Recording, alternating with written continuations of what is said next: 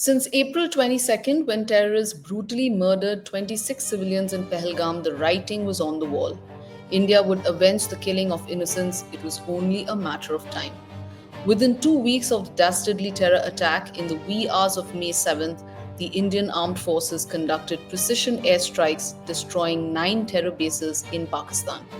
Operation Sindoor was launched and revenge was served. Right now, tensions are running high and retaliation is expected. What lies ahead? Are we headed to war? Welcome to the Crux, where we discuss current ongoings and get you to the crux of every issue. Joining me today is veteran defense journalist Bipindra NC, who is editor of Defense Capital. Bipindra has over 30 years of experience covering strategic affairs, geopolitics, aerospace, defense, and diplomacy. He has previously written extensively for The Times of India, New Indian Express, Press Trust of India, and Bloomberg News. Thank you for joining us, Bipin. Absolute pleasure to be with you, Shotapa. It's been a long while, so I'm pretty happy to be here with you. Yeah, and looking forward to this conversation. Absolutely. And, as former colleagues, I know that your understanding of defense is one of the foremost in the country right now. So, some questions will be a bit from a layperson's perspective because we want to disseminate as much information as possible to our viewers. So, you know, Pakistan has called India's strikes a blatant act of war, while India has said that it is measured, non escalatory, proportionate, and responsible, as per Foreign Secretary Vikram Misra. Was this military response the most effective and necessary course of action? And if you could tell us that, would alternative measures have sufficed, or was this absolutely necessary? There was no way out. Yeah, yes, I think this particular action by India post this Belgaum attack on April 2022 is warranted. I feel it's completely warranted for the simple reason that Pakistan has been getting away with several terror attacks, minor ones at that, for a very long time. And I think it's important that we give them or teach them a lesson, as you want to put it. And I think this name that's been given, the code name that's been given to this military action by India is very important. It is a very important signal that we're sending across to Pakistan. It's essentially Operation Sindoor is the revenge for that one lady who is the most gripping, riveting image of the Pahalgam terror attack, which is Imanshi Narwal, was the wife of Lieutenant Vinay Narwal, who was killed brutally in that particular attack. So, be that as it may, I think what has happened today is absolutely a signal, and it's been building up for a very long time. I believe if you look at the series of things that have happened in the last 10, 11 years, it's been building up one by one. You saw this Uri terror attack that happened in 2016, Yes. and the reaction that we did to that Uri attack, the surgical strikes over land that we did on terror camps. And the next one that we saw was in 2019 when the Pulwama terror attack happened. Several of the CRPF soldiers were killed. We did an airstrike which happened at one spot which is called as Balakot, and now it's popularly called as the Balakot airstrike. But what's happened today, or what's happened in the last couple of days, is that we have targeted a series of 9 locations. I think some reports say that there were about 24 attacks, though there has been no official board on the number of targeting that has happened, though the 9 locations have been officially given by the government. So this is some sort of a, what do you call it, as you're upping the ramp, in fact, in terms of how you respond to terror attacks. So what is going to happen next? I think there is a 50-50 chance of both escalation and de-escalation. I mean, it's a no-brainer that there is going to be a 50-50 chance. But the point is, Yeah. the what is going to happen next always depends on and actually will be dictated by what Pakistan does next. Does next, So correct. yes, if So Pakistan, yeah, before we touch upon that, you mentioned the series of attacks and counterattacks that have happened, right? I mean, we've Pahalgam, at least when we look at that, there seems to be a failure on the intelligence gathering side as well, on our side as well.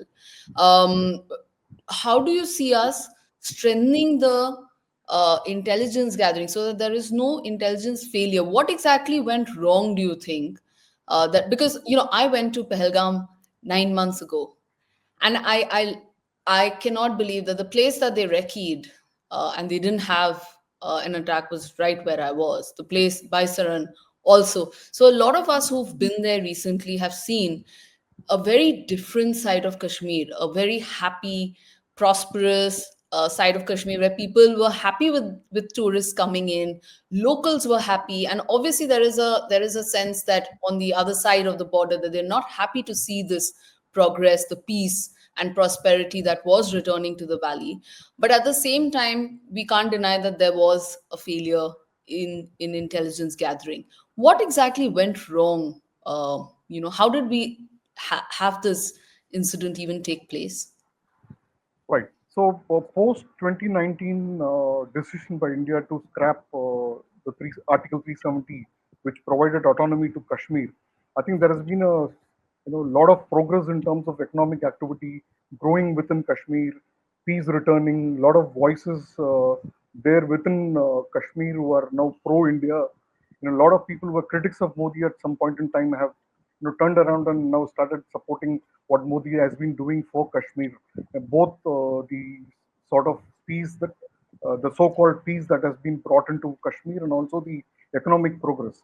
See, at the end of the day, everybody wants to live with peace and everybody wants to have an opportunity to earn their livelihood. That's the Absolutely. most bottom line. So if you are delivering both these, I'm sure the people of India are going to support. I mean, I am including Kashmiris as people of India. So people of India, though some sections of Kashmiris don't believe in that, but still, as people of India, that is what they want. They want peace. They want livelihood. So if while India is delivering it, and the number of terrorist attacks or terror operations, as you call it, the number of terrorists have all gone down. If you look at, I have complete data on this for the last 3 to 5 years, where the number of terror attacks have gone down drastically in the last 5 years. I think the number of terrorists have also gone down. The last year's figure was over the underground operational terrorists was in single digits within Kashmir. That people can't take it. I mean, when I say people, I'm talking about the enemies of India can't take that fact. And look at the series of the Hurriyat conference parties who have left the separatism stand and are declaring that they are willing to work with India, they are willing to be part of the democracy in India, and the kind of elections that took place in Kashmir, the overwhelming voting that happened both in the Lok Sabha election and the Assembly election in the recent times, these are all trigger points for Pakistan to indulge in what it has done in Pahalgam today. You talked about intelligence failure. See, the intelligence failure, I mean, in counterterrorism and counterintelligence operation, there is the saying a terrorist can fail 100 times, but a Mm, counter-terrorist need to win each and every time. mm, Out of the 100 times, if the terrorist succeeds even once, his mission has been accomplished. But in the case of an intelligence or operative or a counter-terrorism operative, we have to succeed even that one time that failure happens. And let me tell you, I mean, since I've been doing this for a very long time, I know for a fact that whatever amount of intelligence that you have, at some point in time, there will be one leak, one miss that you do, and that will lead to the Pelgam type of an incident, and that's what happened in this case. You may have all the intelligence. The intelligence needs to be actionable. You need to right. be able to pinpoint exactly what is going to happen, and you only then will you be able to counter it. If there are vague intelligence inputs, I mean, intelligence gathering and intelligence analysis is done in a variety of ways. There are multiple inputs that come in, both electronic inputs, human human intelligence, intelligence from the open sources like the media reports and social media chatter and everything. I mean, you need to collate them and then put together and analyze them. There has to be a trend that you see before you can actually point out to the actionable intelligence.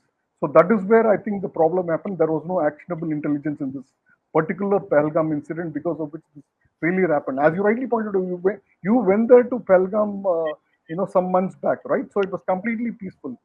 So that Absolutely. particular, yeah, the particular spot was the most favorite sort of people who are going there. So, Yeah. and of course, the locals love it because they're having earnings. Their livelihood is flourishing. They like it. They love it. So, Absolutely. I mean, we only received warmth and smiles and the best treatment in a long time. I do let travel quite a lot, let me and tell you here that some of my best friends are Kashmiri Muslims, people living in Kashmir, hmm, not people who are in Delhi or in some other part of the country. So yeah, I have the best of relationships with them.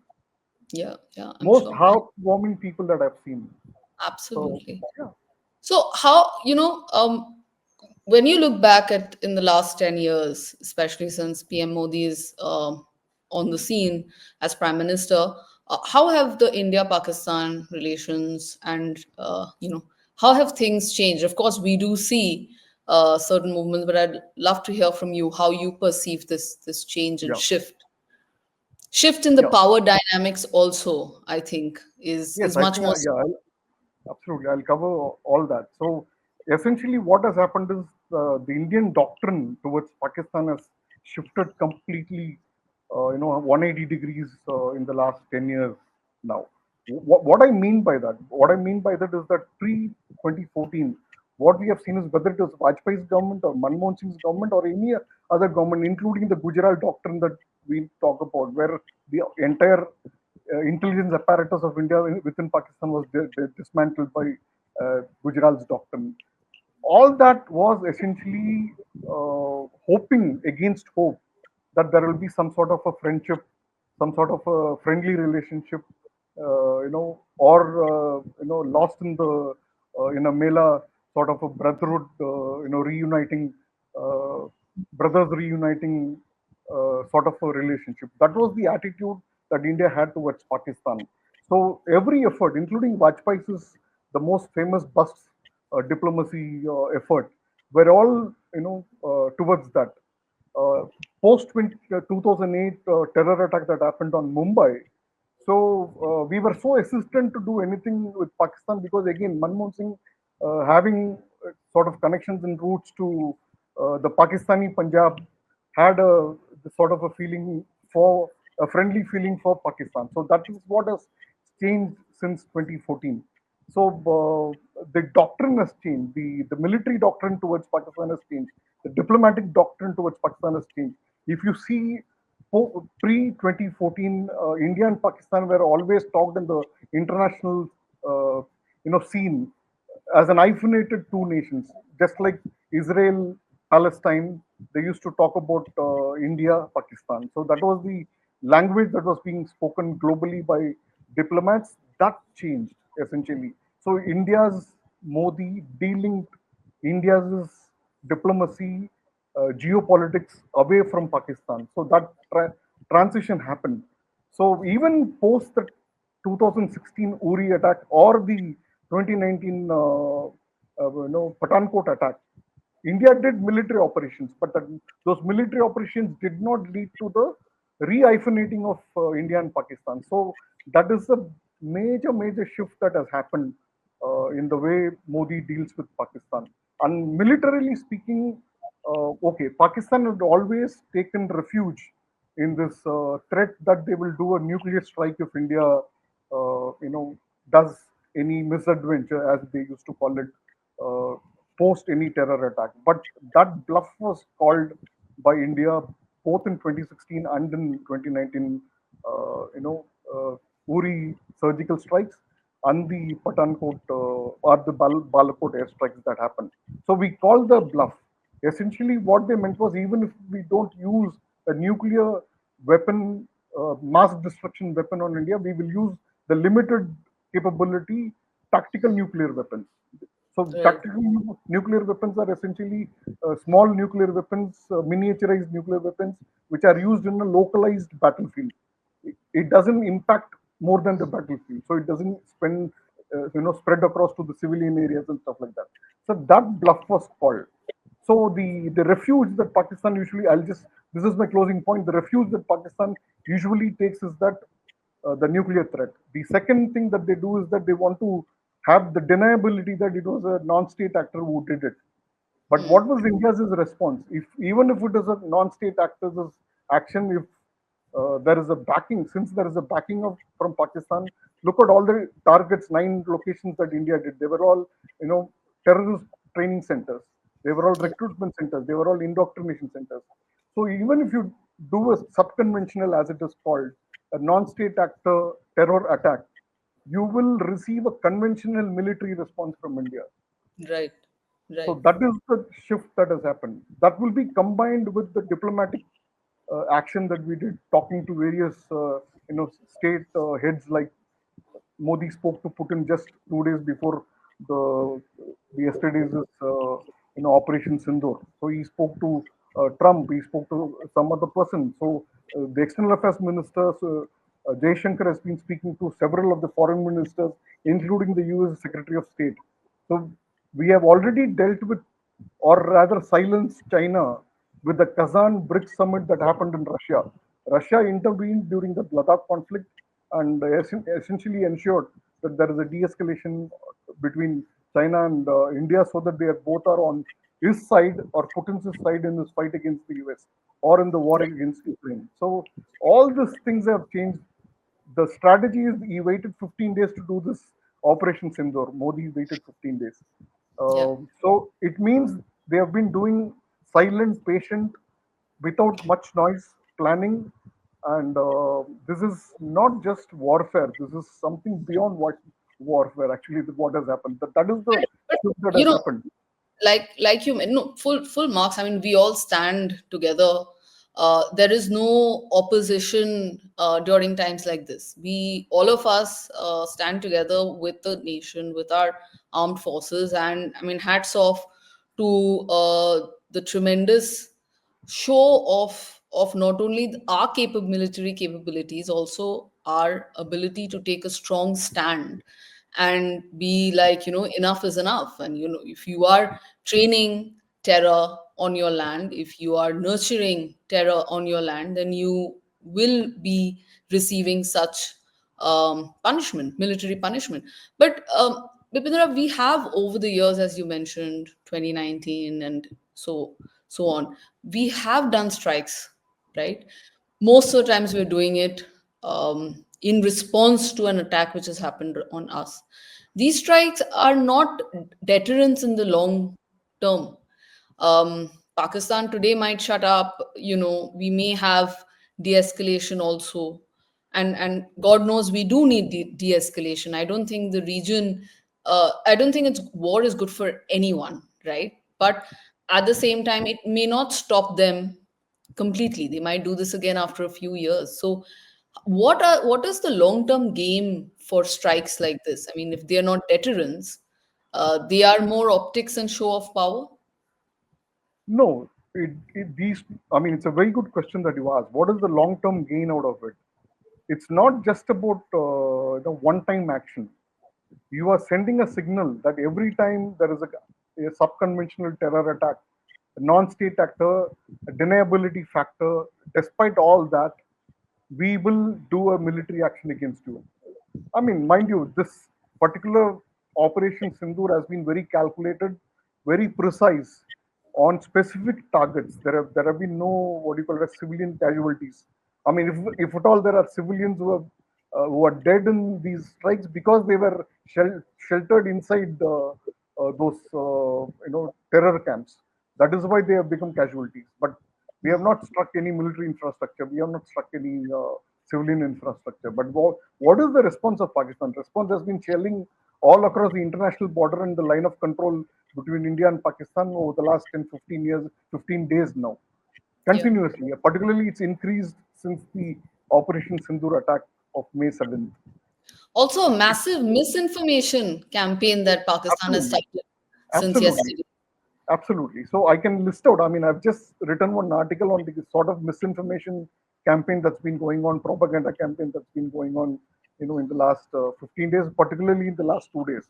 So, but the casualties that have happened on the civilian side are all on the Indian side, including the Pahalgam. We are the sufferers there. Absolutely.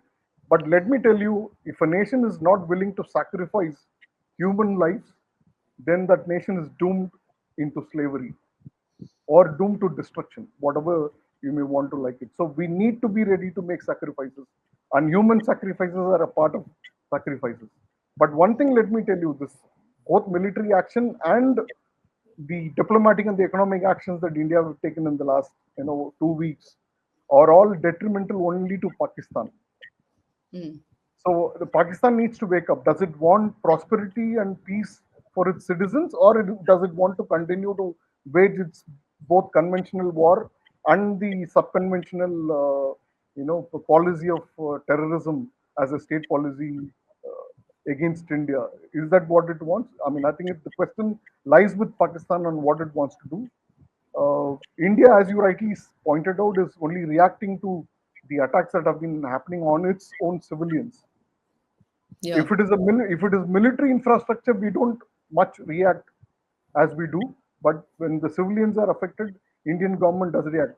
See, when I talked about Modi doing this, Modi doing that, it's not a blind supporter doing it. I'm actually looking at the doctrinal shift that has happened in from I included Vajpayee also. There is a doctrinal shift from the Vajpayee previous BJP government also under Modi. So that is a drastic shift that has happened. So it's not some blind supporter talking about Modi. It's about the how the government of India, as the government's change, is shifting its policy and moving towards a much more what do you call it, punitive action against Pakistan than looking for peace.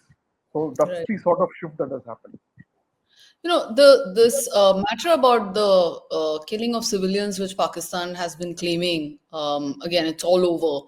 Well, even the defense minister takes information from social media, but whatever it is that we hear, they have been going to town, and this is definitely something which probably they will raise on the international platform, right? To kind of deride, or in some way reduce the moral high ground that so far India has always had. Mhm. And how do we then counter it on the international stage and prove that their claims are baseless, or there is some basis, but it's a much more limited damage. Yes, I think India has done pretty well in the last 2 days. I mean, the most critical part of the last 15, 16 days are the 2 days and the first day of April 22nd. So, the last 2 days, what has India done? India has immediately after Operation Sindoor, Indian government leadership, particularly the foreign minister and the defense minister, called up leaders across the world to tell them what they have done.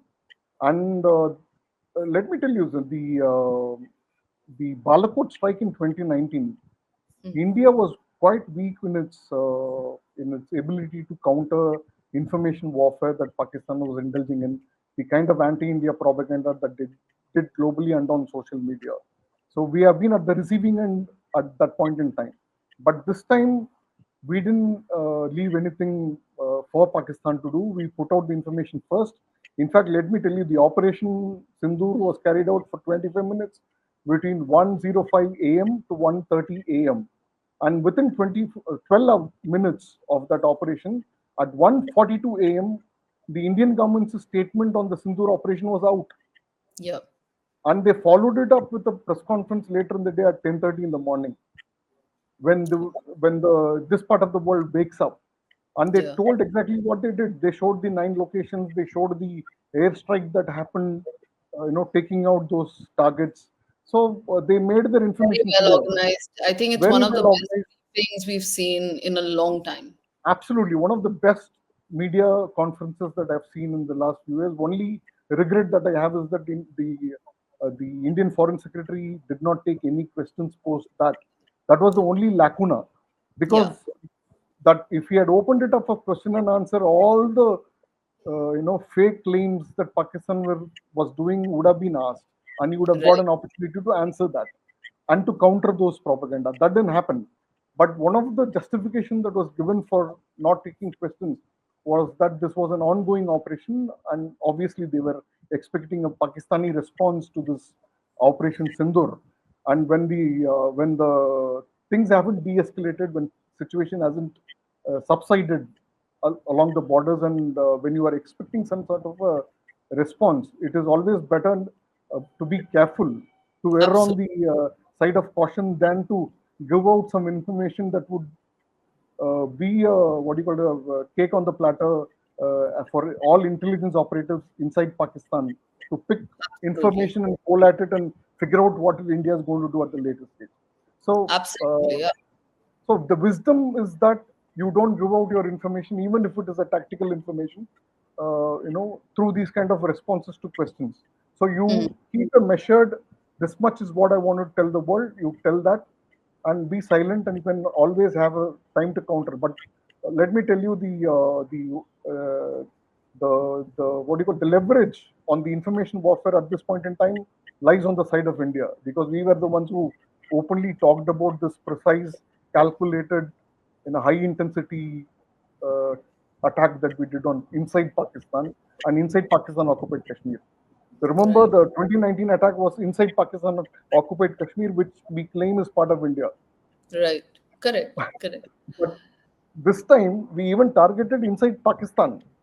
So Yeah. the upper end is with India on the information warfare front, and also the moral high ground and the psychological advantage is on the side of India. So that's probably the reason why this would have happened. Right.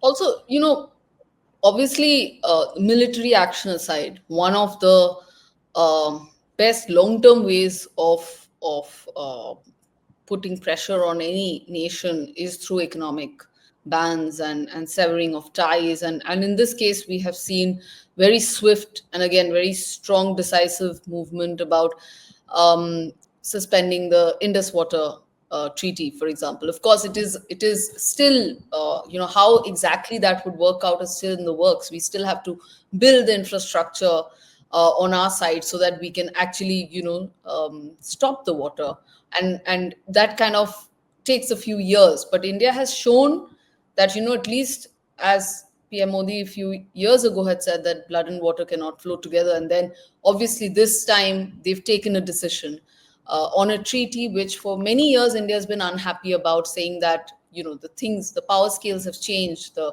climate change is an issue, things are not in our favor, we needed a time to revisit. So, if not anything, of course, the treaty will be revisited. But economic ties going forward, of course, will continue to exert that pressure on Pakistan to act on terrorism that it is so called nurturing on its land. So yeah, let's take these two issues separately. Let's talk about the Indus Water Treaty first. Okay, we all know that it was a 1960 treaty, but Yeah. the conditions and the clauses that were included in the treaty were not in favor of India. So Yeah. India could not use, almost 90% of the Indus waters, and most of it flowed into Pakistan and flourishing, or rather, enabling the agrarian economy inside Pakistan to grow. So, what is it, that the Indus Water Treaty essentially did? It ensured that the food security of Pakistan is intact. So that's what it did. So most of the farming community within Pakistan's Punjab and Sindh relied on Indus water. Almost 90% of the Indus water was used for irrigation, or rather, the irrigation of inside Pakistan's Punjab and Sindh relied on 90% uh, on Indus waters. So that's the kind of thing. But one thing I mean, you rightly mentioned about this Modi's statement that water and blood cannot flow together. So that's what he said after the Uri attacks in 2016, if I recall correctly. So this statement was not just a statement, Shutapa. It actually, Modi doesn't make these kind of statements on a random. Again, I'm not saying this because I'm sort of some kind of a blind fan of Modi or something like that. But what I've seen is what I'm talking about. I'm going to be giving you facts to back my claim. So what happened since that 2016? Modi has been silently building infrastructure on the Indus rivers. Since these are names, I don't want to get them wrong. Kishan Ganga on Jhelum, it got activated in 2018, 2 years after he made that statement. Ratle on Chenab got activated in 2021. Again, what, almost 5 years after that. Tulbul project on Jhelum, again 2016, just immediately after his statement, he reactivated that project. So Shapur Kandi project on Ravi, again it Hmm. was activated on in 2018. The project Yeah. Uj on Ravi, again activated in 2020. So he has not been making these statements randomly. So he has Many been of these silently. projects have run into a little bit of harsh weather as well, right? There They have been had, issues. Yeah. there were issues. So there were even a dispute between India and Pakistan when the projects were announced by India. But Yeah. silently, the Modi government has been working on building these. Some of these are run of the river dams, which means that you can't actually stop the flow entirely. Hmm. 100% you can stop the flow. I think a couple of days back there was one news incident reportage that came from Jammu where the Baglir Dam sluices were shut essentially. So it since the Indus Water Treaty was suspended, it Hmm. became big news. Otherwise, it was normal activity. So they actually shut the sluice because just before this Operation Sindoor, they had desilted that entire dam. So they had to let all the Yeah. water flow, and then they wanted to kind of refill that dam. So they had shut it. But what I mean to say is that they have the capability to this actually indicates this Baglir Dam incident actually indicates that India has the capability to control the water flow, reduce it to the minimum, so that your 90% dependence on Indus water for your agriculture in Punjab and Sindh can be drastically affected. If this happens No, for the next we 10 years, definitely have the capability. We do have the capability, but the risk factor is also on our side as well.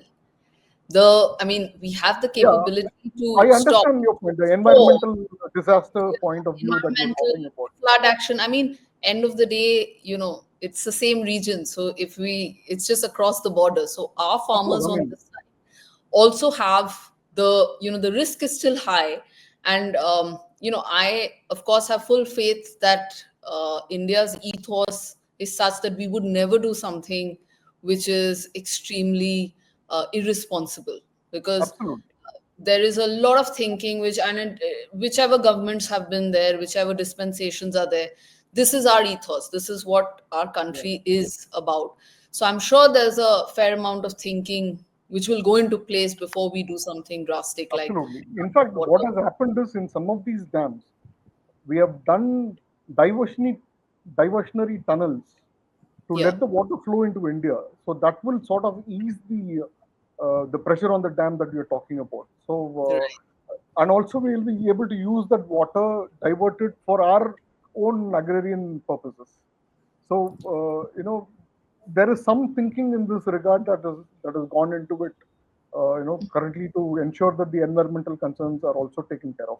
So they have Yeah. also reduced the original plan of one of the dams. The height has been reduced so that it's at a level which is manageable or which is not irresponsible, as you put it.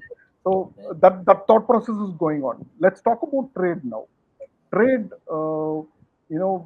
India has been kind of exporting more, or the quantum is almost like there is a huge, about 600 to 700 million dollar gap between India and Pakistan in terms of its trade. Of So I course. think that February, the financial year 2024 figure was that we were doing about 1,200 million, of trade with Pakistan. We were exporting that much of products to Pakistan, and they were sending us about 200 250 million dollar worth of goods.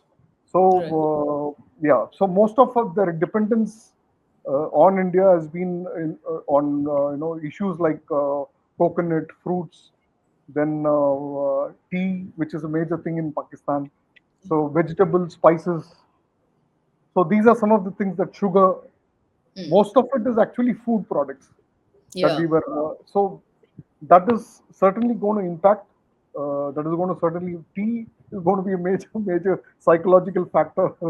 I mean, because you know about the tea being served. No, Abhinandan, Wing Commander Abhinandan was caught in 2019 Balakot. That tea serving has become some sort of a what do you call it, as a figurative tussle between India and Pakistan. They So will have access to Chinese tea, yeah, let them. But India is the major one of their strongest exporter. allies. I mean, at least now we see both China and Turkey.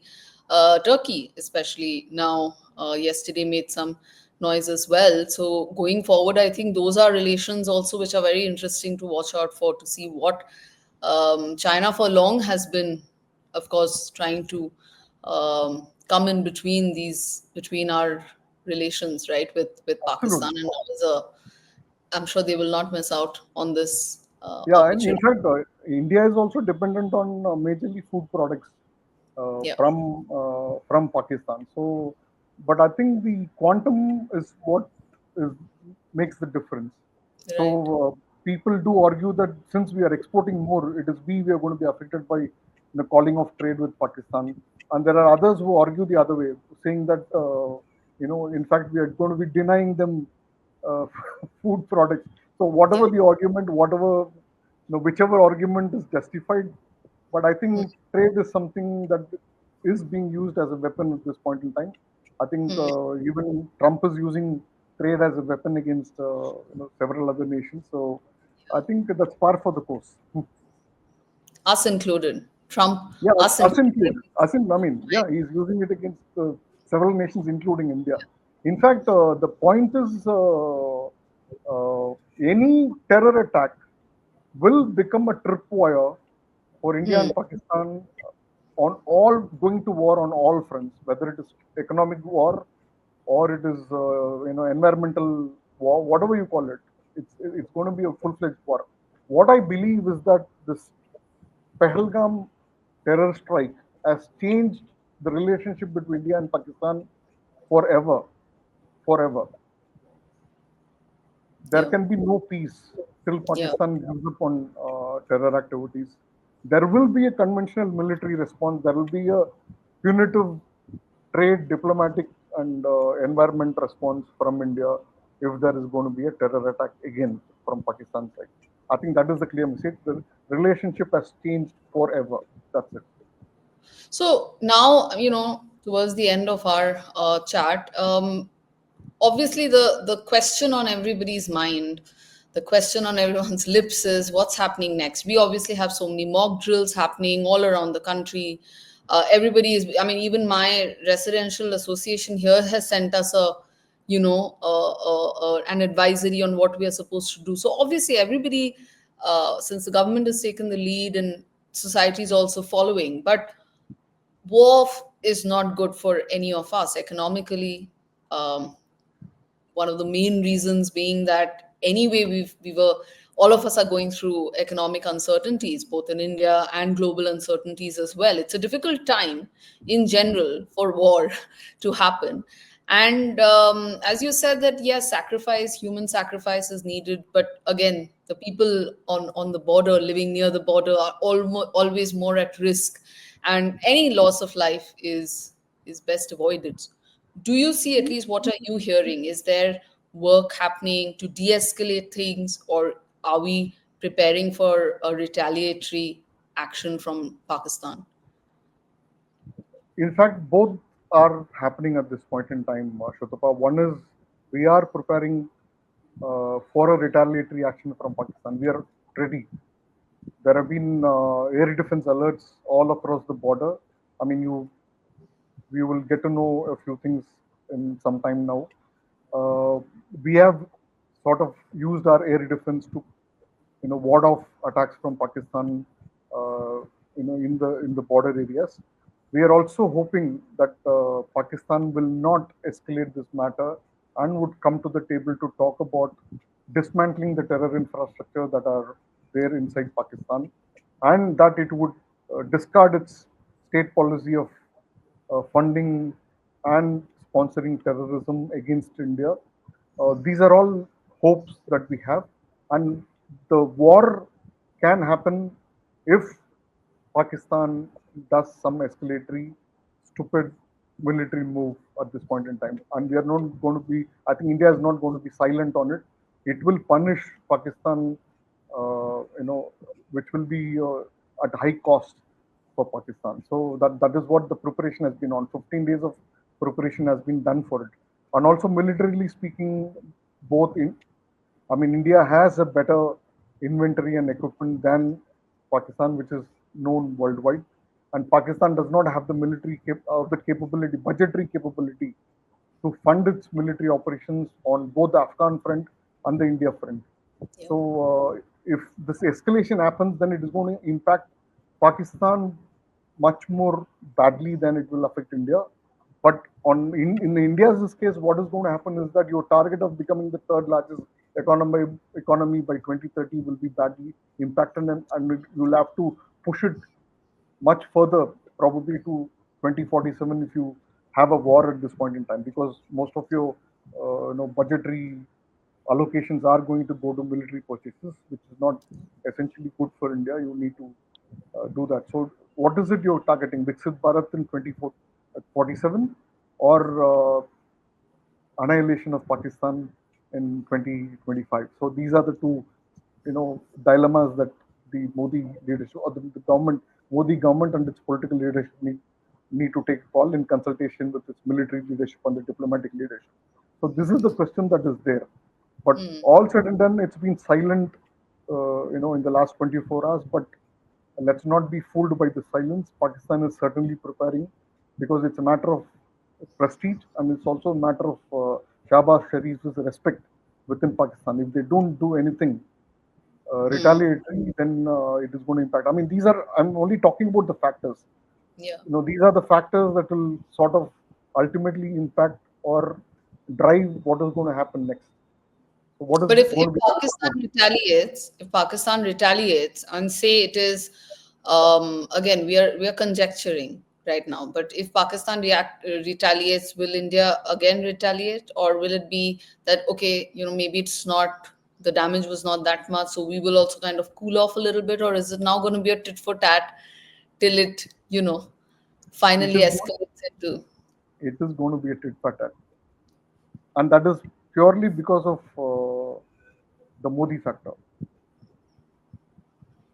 Let me Hmm. tell you, I mean, it's Modi's political capital on the stake, Shutapa.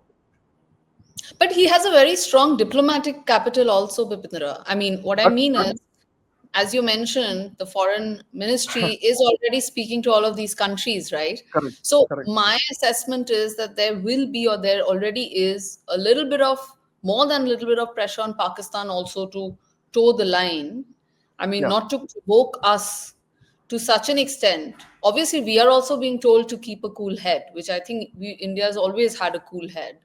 But I think there would be pressure on Pakistan to, not have these misadventures. I mean, if you do yes, want to retaliate, could you retaliate in a way wherein, you're saving face, but you're not really uh, goading everyone into a war I agree situation? with you. I'll take you back to 2019 Balakot strikes. Okay, there was a retaliatory action, but India did not respond to it in a tit for tat move because by that time, the global community had come together to put pressure both on Pakistan and India not to escalate the matter. Right. That will be in the work. That is already in the works. I agree with you on that. But there is something much more than that I'm talking about. You talked about the diplomatic capital that Modi has, but more than diplomatic capital, it is his domestic political capital that will keep him in place where he is today to continue the diplomatic capital. If he's not the prime minister, what does diplomatic capital do to him? How does it impact him? Hmm. Okay, this Very, very, 70, very. It's huh? interesting for sure. I mean, because it's you've made a very fair point. I mean, if you're not in power, what will you do beyond? So, good thing is elections are far. At least state elections are coming up. So, I guess that makes it important. The Bihar election is very important for Modi as a political leader, as the Yeah. leader of the Bharatiya Janata Party. It is very important for him. They need to win Bihar. Mm. Okay, so it will play out. They need to win a few other West Bengal. They need to win. There are plenty of other states Yeah. that they need to win. So it's very important for Modi to keep his political capital intact. Mind you, I'm going to tell you something which is going to make people get at me at a later stage. The point is the Well, you have the op- stage right now. Please go the on. Operation Sindoor. has not evoked as much of a positive response for the political dispensation of the today as it should have, or as it did in 2019. Okay, the media's vociferous, but look at the common public. There is silence. They are not happy or satisfied with what has happened. There is no element of surprise in this. Or maybe, maybe they are not baying for blood, which is not a bad thing actually for a nation not to be baying for blood. No, no, no, no, no, no. After April 22nd, the Hmm. public opinion was sharp that we need revenge. We want to see blood for blood. The reason Right. why the May 7th Operation Sindoor has not evoked the sort of response that one would have expected in favor of the dispensation was because the perpetrators of Pahalgam have gone scot free. Right. That is, yeah, the fact that you can't have like an Ajmal Kasab, there was a face to that Exactly. No, terror yeah, attack. Here here, we don't have a here face or too, any people. that is true, but it is not as though we have not identified who have done it. We have identified the people who have done it. Okay, we have Maybe enough. it's a matter of time before we It's just a nab matter them. of time. Probably Israeli Munich operation sort of a thing that will be done. But till that happens, or at least you get Hafiz Saeed or Maulana Masood Azhar, Yeah. uh, big ticket, high value target, Mm. the people of India are not going to be satisfied. So that is where the political capital of Mr. Modi and the Bharatiya Janata Party exists at this point in time. Very, very intriguing and interesting, but definitely you've given us a lot to think about. Thank you so much, Bipindra. I think we understood a lot from the perspective of a defense expert. And thank you for your time. I think we've had a wonderful session. Um, Pleasure to have you, and maybe have you again soon. Thank you, Sotapa. It's been a pleasure to talk with you and very sharp, interesting questions that triggered my thinking process also. Thank you so much for those questions. Thank you so much. Thank you for joining us on this episode of The Crux. Here are our top takeaways. India's counter-terrorism strategy has decidedly changed over the last decade.